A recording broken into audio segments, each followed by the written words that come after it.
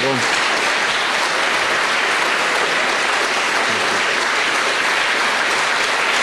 Welcome.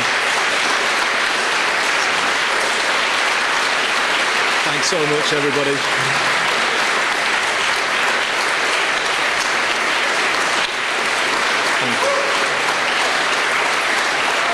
Thanks very much, everyone. Wow, what a welcome. Good morning, everybody.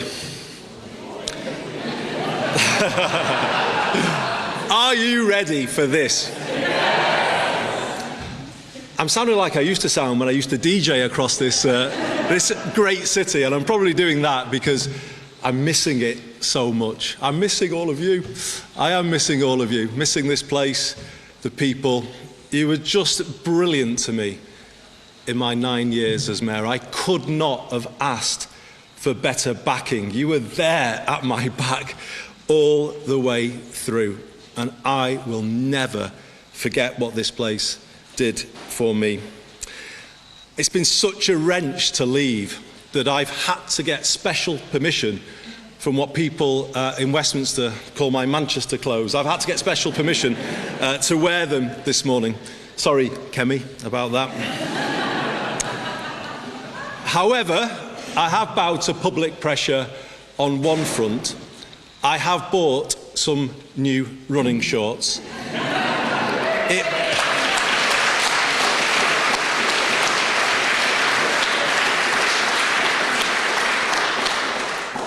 It was either do that or change the decency laws, and I opted for the former. But I can't tell you how glad it makes me that we meet at this big moment in one of my favourite places on earth, the People's History Museum. It holds real significance for me, and it's not just because one of my old coats is in a glass case upstairs. And can you believe it, comes off second best alongside Michael Foot's infamous donkey jacket. It's because these galleries tell the story of our country better than anywhere else. How through time it has not been run in the interests of the many. And how ordinary people have fought to change that status quo and make it fairer. Today, we must take inspiration from that history and get ready to repeat it. The time has come to build the broadest possible coalition of people to lift Britain back up to where we all want it to be. What hope can we have that it will be different this time? That's the question I would be asking if I was a voter right now. It's the one I want to answer as clearly as I can today, and in doing so, give the new direction the country is looking for. After 10 years of political turbulence since Brexit, and 20 years of falling living standards since the 2008 financial crash, Westminster hasn't been working for people, and it hasn't been working for a very long time. In fact, it is broken. And as a result, the country isn't where it should be. It is stuck in a rut, and clearly we can't go on like this. My generation of politicians, including me, must take responsibility. We haven't been good enough. But instead of being honest about that, the parties have continued with politics as usual, finger-pointing, point-scoring. Now, that might matter less in a world where people's lives are getting better, but when they are not, it is dangerous and destructive of what remains of public trust in politics. We cannot go through another decade like the one we have just had. We need a new determination to raise living standards of every single person in this land. And we must accept that, to do that, to fix the economy and the country, we need to change politics, and we need to do it now.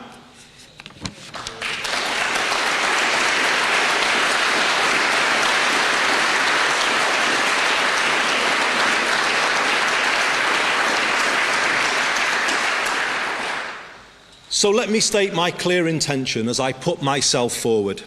True to the motto of this city, I am going to do things differently. I am going to break with the more of the same approach that has got us here. I am going to give Britain the circuit breaker it needs. By building a more collaborative politics in Westminster, by taking power out of the centre and putting it in the hands of the people and places who can use it best. And in so doing, creating a new sense of agency, possibility and hope flowing around the country. We will make politics work for you and the place where you live. I know it can be done because we have done it here. When I started as Mayor in 2017, we set about building a new approach, a new politics based on the exact opposite of the Westminster approach. Place first, not party first. Problem solving, not point scoring. Long term, not short term. A decade on, it's incredible how much we've been able to achieve by working together instead of fighting against one another.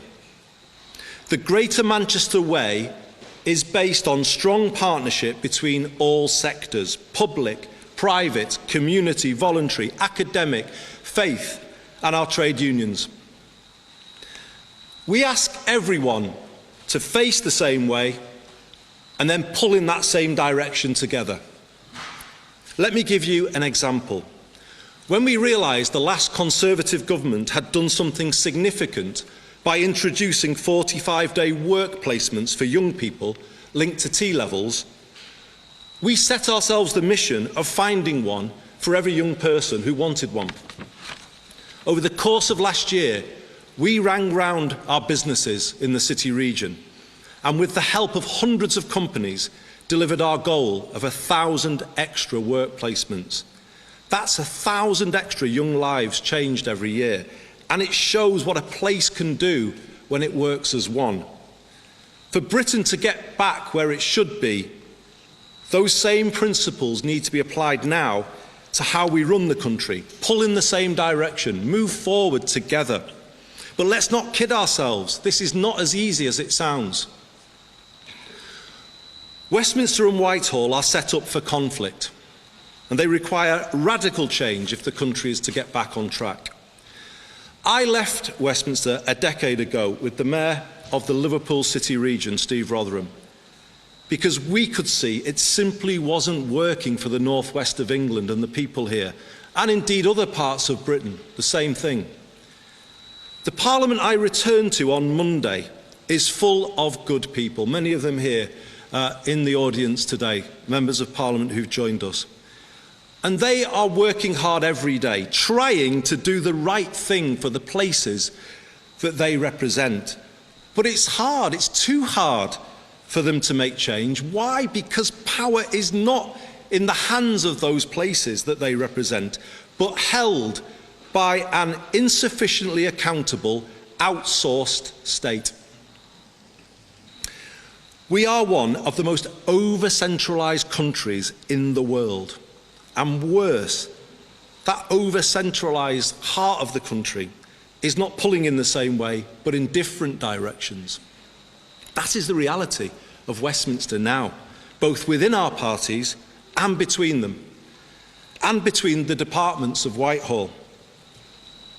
I'll be honest, I was worried about what I found on my return last week. It is a more fragmented, disjointed place than the one I left, and frankly, unhappier. I will work hard to change that culture, leading from the front and showing how things can be different.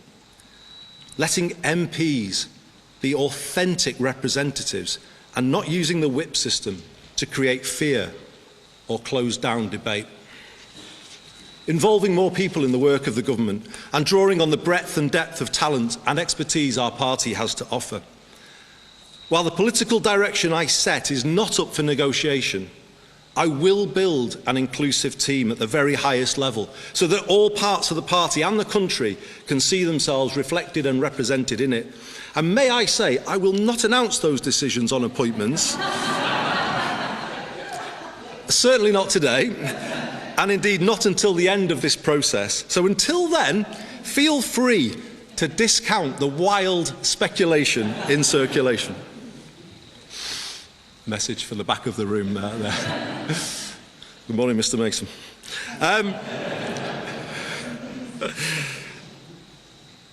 I will reach out to other political parties to find as much common ground as we can and build that more collaborative approach I spoke about a moment ago.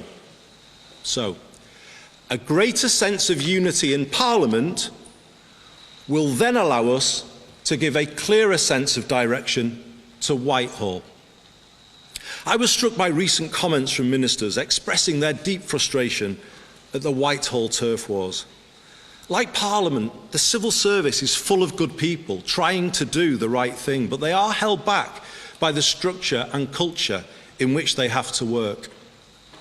It is too adversarial, and too much time is wasted with departmental silos battling each other and battling the Treasury rather than getting things done. How can the country pull in the same direction when that is the reality at the very top? And as mayors, I'm sure I speak for the front row here, as mayors we have felt similar frustration over the years when those same departments constantly push back against our legitimate requests to improve our places by devolving a fraction of the power and resources they hold. The truth is this: the country spends too much time arguing and not enough time doing. I'm not sure this Whitehall culture could ever be justified. It wasn't justified when I was a minister almost 20 years ago, but it certainly can't be justified now. The stark imbalance in resources between national government and local government is holding back growth. If councils can't fix potholes, what chance do they have of bringing forward major regeneration schemes to get growth going? While national government has got bigger, particularly since the pandemic, local government is threadbare and without the resources to fulfil even statutory responsibilities. This is not just bad for councils and the areas they serve, it is bad for everywhere. It is bad for London and the South East. The whole country suffers when the regions and nations are not meeting their potential, and Londoners are left with an overheated economy and an overcrowded housing market. It is actually bad for national government too, because we will never get the growth up to the level Britain needs unless every single postcode in the land is set up to contribute to it.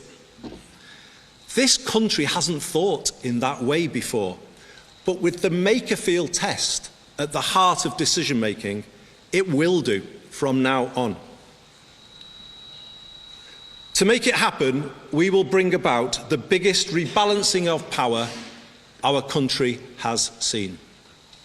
It is time for Whitehall to accept that growth cannot be ordered from the top down. Instead, it can only be nurtured from the bottom up. It comes from having the power at ground level to make a real difference, from a clear shared vision that everyone can understand and investors can back.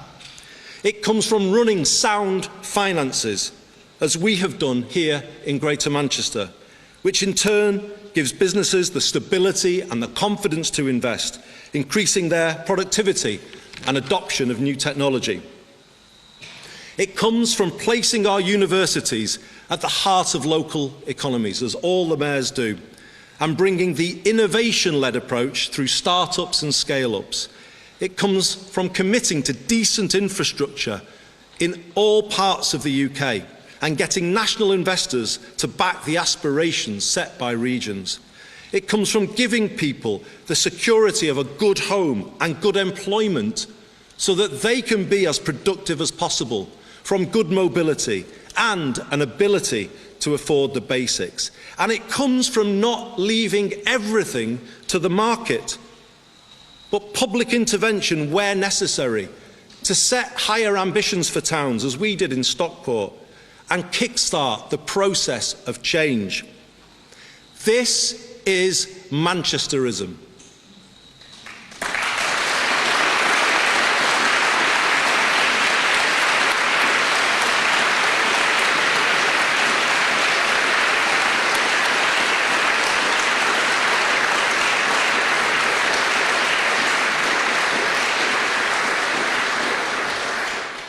I think I even saw the Mayor of Liverpool clapping at that one. It is a vision for good growth and a rejection of the old trickle-down model.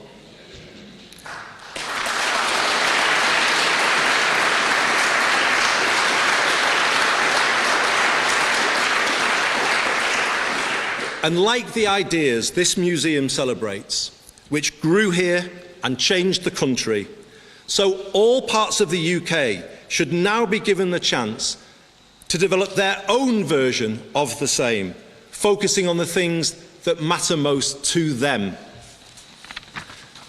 Good growth in every British postcode. What a sea change that would be in the way UK government thinks about our own country.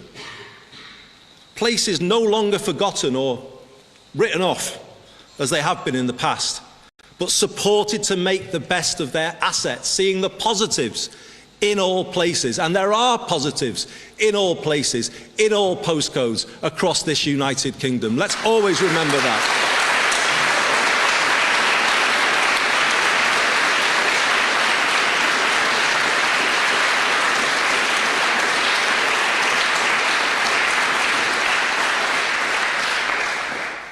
Powers for our rural economies to address issues specific to them, like inadequate transport. Powers for areas undergoing industrial transition, like Port Talbot, Scunthorpe and Aberdeen. Powers for our proud coastal towns to reimagine themselves for the 21st century. And yes, more powers for London too, over education and housing, so that London can do more for itself and remain the world's greatest capital city. And you heard that here from Manchester.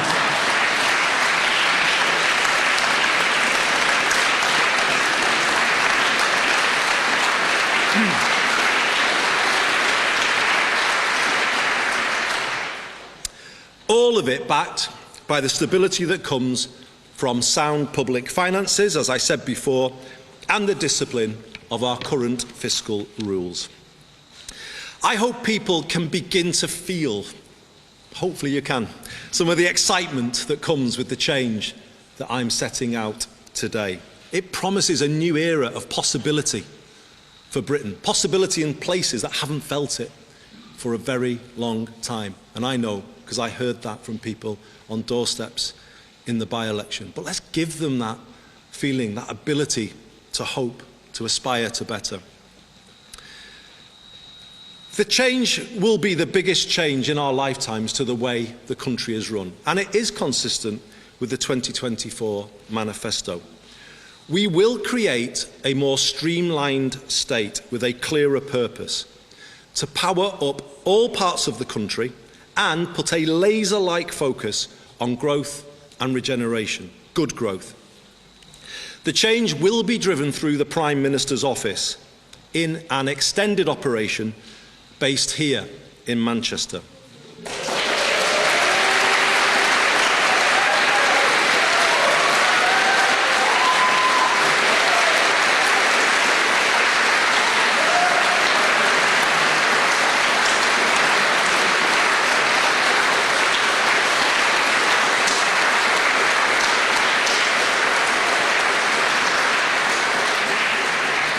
But here's the important thing. It will only be based here. The job of Number 10 North will be to make power flow into the Midlands, into the South West, into the east of England, and yes, into London, as I said before, as much as into the northeast, Yorkshire and the Humber, and here in the northwest. It will be about offering new opportunities to extend devolution in Scotland, Wales and Northern Ireland by taking power deeper down. The people of Dundee and Bangor feel just as distant from Holyrood and the Senedd as they do from Westminster. Now get this. Number 10 North will be the nerve centre of a rewired Britain.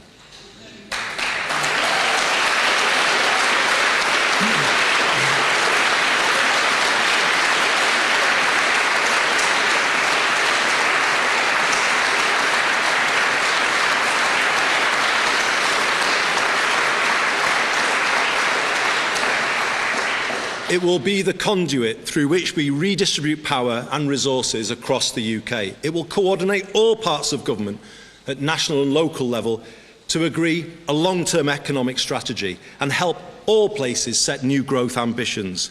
It will be given a mission to strive for equivalent living conditions in all parts of Britain, borrowing from the German Basic Law. It will make place-based collaboration the new operating principle for UK PLC, requiring all government departments and agencies to support strategic and local authorities with staffing and resources. And let me say this very directly.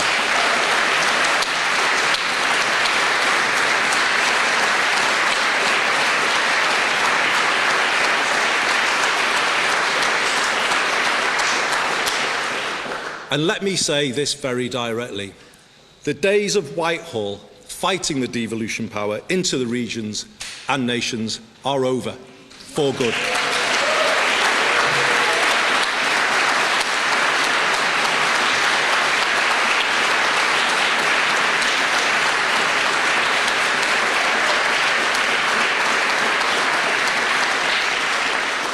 I have had 10 years of fighting the Whitehall machine, blocking this place's progress, the progress of people here, and I am simply not prepared to accept the same for any area coming after Greater Manchester. The whole of Whitehall will now be required to get behind our places and work together with them to make quicker, more joined-up decisions. Ours will be a 10-year mission to raise living standards across the land.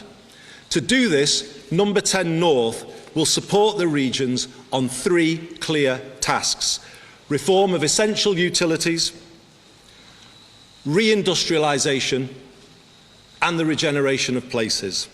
On utilities,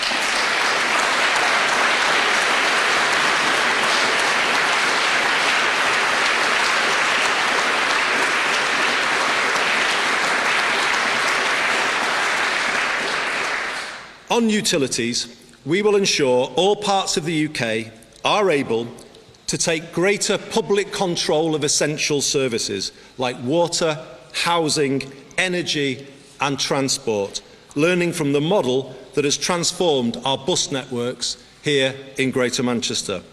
We will set out 10-year plans to bring down the cost of these essentials to individuals, families and businesses.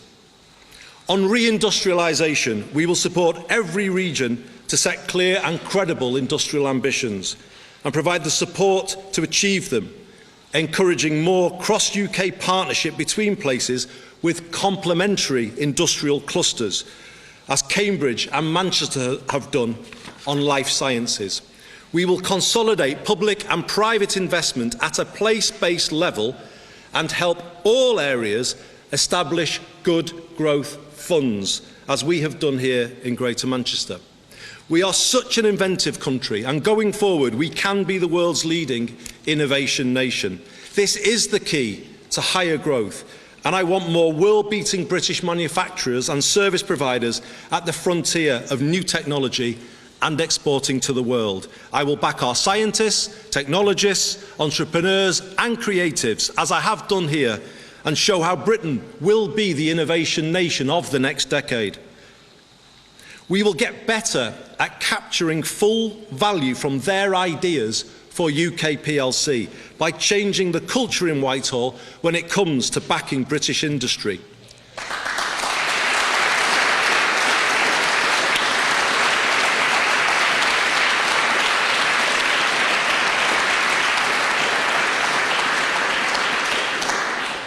For too long, UK public procurement policy has been based on chasing cut-price deals around the world, rather than helping our own British-based suppliers become more stable and competitive. No more. From here on, every pound raised from taxpayers will work harder for them, and that approach will apply fully to the Defence Investment Plan. We will make sure that all eligible public contracts are subject to proper social value weighting.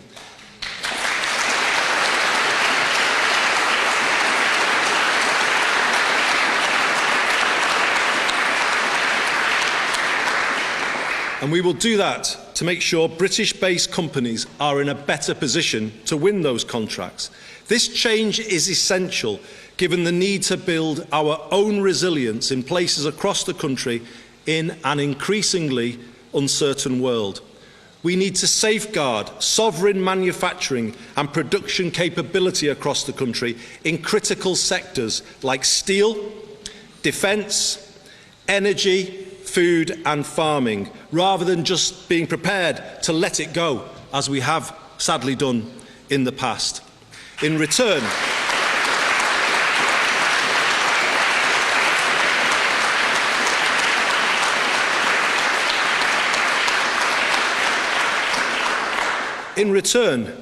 we will recycle maximum benefits for our communities and our residents. For instance, by requiring a much greater supply of 45-day work placements and apprenticeships for young people.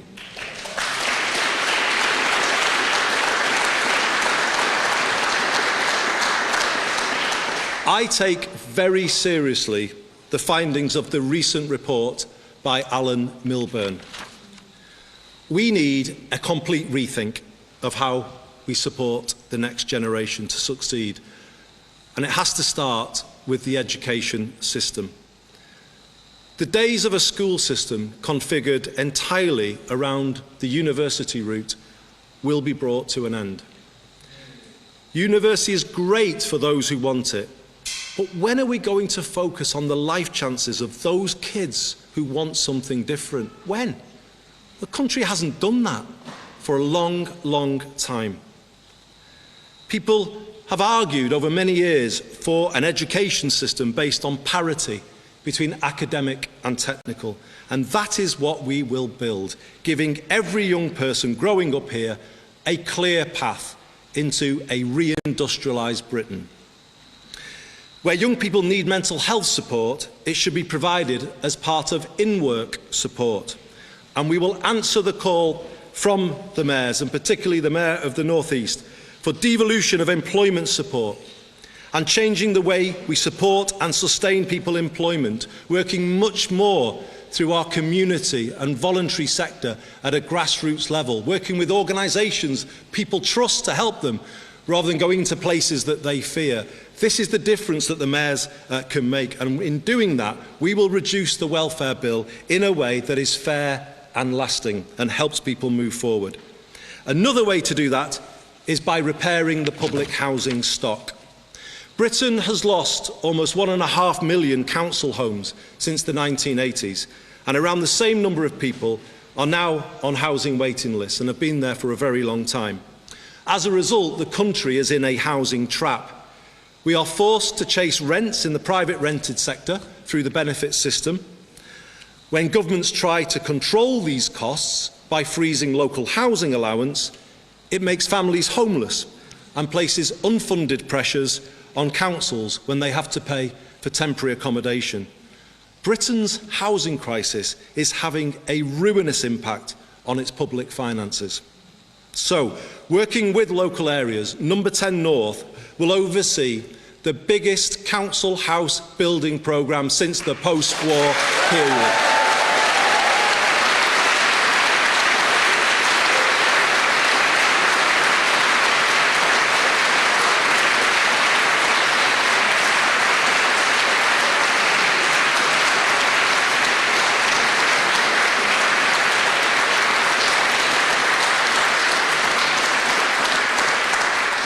we will use public land, vacant public land, to reduce costs. Let me just take you back to when I grew up here in the 1970s, and Steve Rotherham and I have written about this in a certain book. But when we were growing up here, amongst the friends we had at school, there were two things that were the foundations of working class aspiration.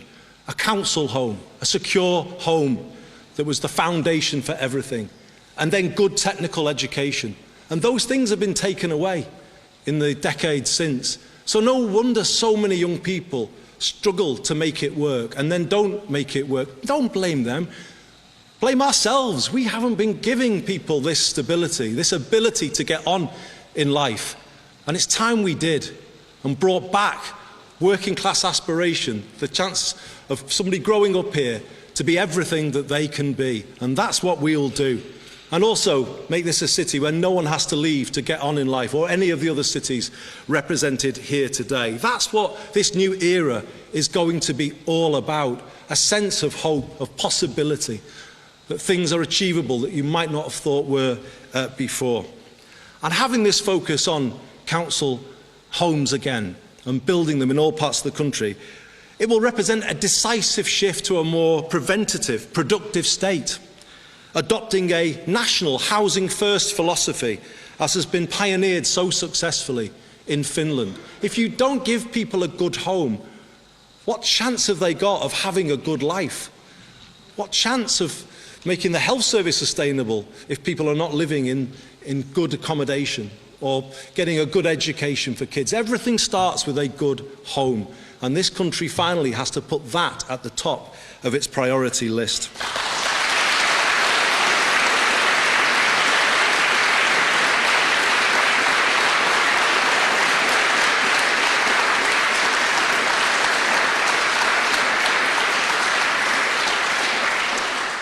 Through this new approach, we will bring higher density residential development to our towns, and Number 10 North will be able to support all places to turn around those towns, their high streets and the local centres, increasing footfall on the high street and protecting more green spaces from development. To reinforce that, we will reform business rates to support pubs and high street businesses, businesses that bring social benefits to communities. And let me finish by saying this. Rather than being a marker of decline, shouldn't we make our high streets the new symbol of Britain's renaissance?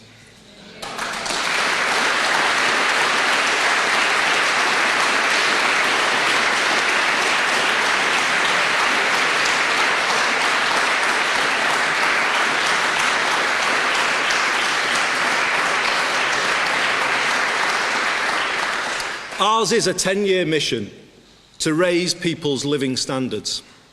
I know people can't wait forever for change. I heard on doorsteps in Makerfield how people need a bit extra now to help with rising costs.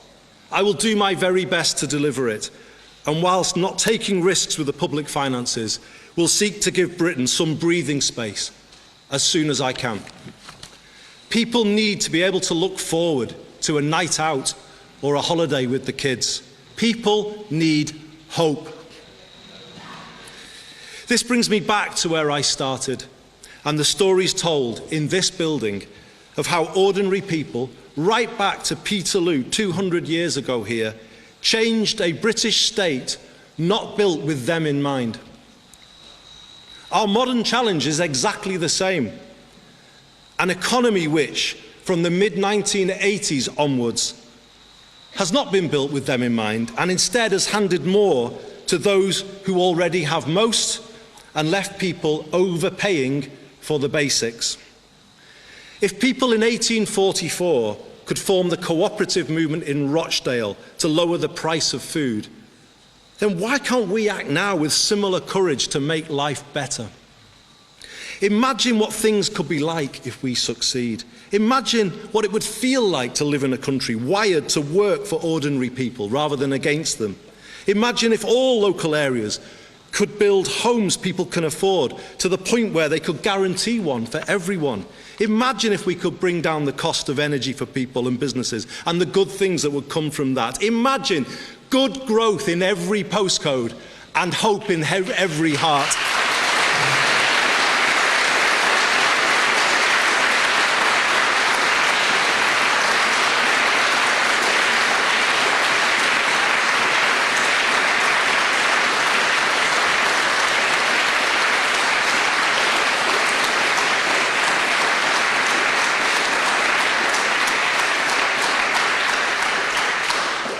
say it again. Imagine good growth in every postcode and hope in every heart. Well, imagine no more. Let's make it happen.